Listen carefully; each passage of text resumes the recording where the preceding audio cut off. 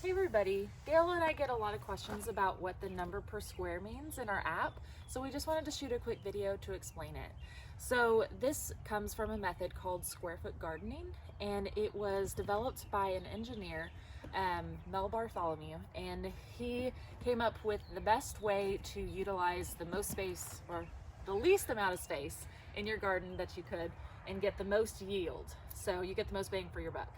So this bed over here, it's a pretty good example of square foot gardening.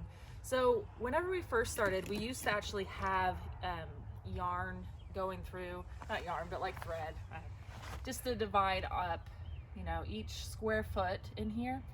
And after a year, those broke down. So we found this was an easier way for us. We ended up making our own PVC watering system. And if you want to learn more about that, you can check out seedtospoon.net/watering, and it'll explain how we did this. But we use this, and it helps us visualize what the square foot is for each plant. And then we go through and we look in the app to see how many per square that plant is. So some plants are 1 per square. So as you can see, we have the 1 square right here, and then we have the 1 plant right there. So there's other plants that are 4 or 16. And so instead of trying to visualize that, we love the Seedings Square. So this, it's a square foot right there.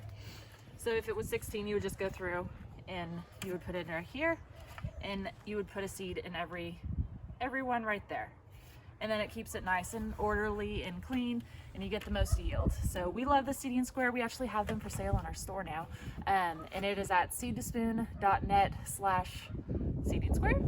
So check them out. And if you have any questions, let us know. If you don't have the app already, download it. It is free. It's in the App Store. Search for gardening. If you already have it, great.